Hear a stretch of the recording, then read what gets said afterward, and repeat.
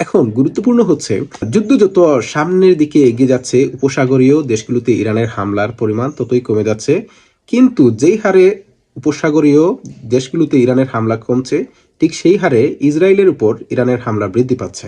Israeli সংবাদ মাধ্যম হরেজ্জ এর তথ্য মতে ইরান ও লেবানন থেকে ছোড়া ক্ষেপণাস্ত্র ও রকেট হামলায় যুদ্ধের শুরু থেকে এখন পর্যন্ত প্রায় 5,000 ইসরায়েলি দখলদার আহত হয়েছেন। যদিও ইসরায়েলে শুধুমাত্র আহত হয়, নিহতের সংখ্যা তারা কখনোই প্রকাশ করে না। একই সাথে ভয়াবহ বোমাবর্ষণের মুখে প্রায় 5,000 মানুষ তাদের ঘরবাড়ি ছেড়ে পালিয়েছে। এছাড়াও ইরান ও লেবাননের টানা রকেট হামলায় ইতিমধ্যেই ইসরায়েলের শত শত ভবন মারাত্মকভাবে ক্ষতিগ্রস্ত হয়েছে। এখন সবথেকে শকিং যে ব্রেকিং নিউজ আমাদের কাছে এসেছে সেটি হচ্ছে যে আগামী 1 এপ্রিল থেকে তেল এবং গ্যাস রপ্তানি বন্ধ করে দেবে রাশিয়া। আপনারা জানেন রাশিয়া এবং ইরানের উপর তেল রপ্তানিতে অনেক আগে থেকেই নিষেধাজ্ঞা দিয়ে রেখেছিল আমেরিকা, কিন্তু এই যুদ্ধ চলাকালীন সময়ে রাশিয়ার উপর থেকে এবং এমনকি ইরানের উপর থেকেও নিষেধাজ্ঞা উঠিয়ে নিয়েছিল আমেরিকা। কিন্তু সেখানেই আসলে পুতিন খেললেন অন্য ধরনের একটি চাল। এই মুহূর্তে তেলের বাজারের প্রতি ব্যারেল প্রতি তেলের মূল্য ঊর্ধ্বমুখী।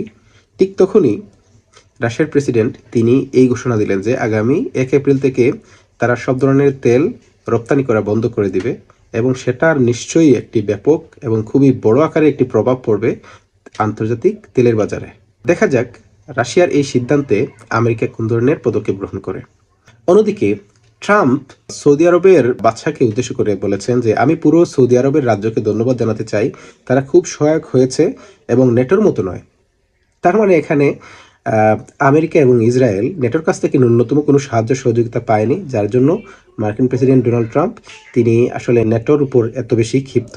অন্যদিকে প্রথমবারের মতো ইয়েমেন থেকে ইসরায়েলের বিরুদ্ধে ক্ষেপণাস্ত্র নিক্ষেপ করা হয়েছে, আর এর মাধ্যমে আনসারুল্লাহ অর্থাৎ হুতি বাহিনী আনুষ্ঠানিকভাবে ইরানের পক্ষে যুদ্ধে যোগ দিয়েছে। আস্তে আস্তে এই যুদ্ধের পরিধি আসলে পূর্বের তুলনায় অনেক বেশি বৃদ্ধি পাচ্ছে এবং অনেক বেশি এক্সটেন্ডেড হচ্ছে। সবথেকে মজার বিষয় হচ্ছে মধ্যপ্রাচ্যের অন্যান্য দেশগুলো থেকে ধীরে ধীরে ধীরে আক্রমণের পরিধি কমিয়ে ইরান এখন ইসরায়েলের উপর সব থেকে বেশি তারা আক্রমণ চালাচ্ছে। পরিশেষে আমরা বলতে চাই যে যুদ্ধ কখনোই মানব জাতির জন্য কাম্য নয়। মানুষের জীবনে স্বস্তি ফিরে আসুক।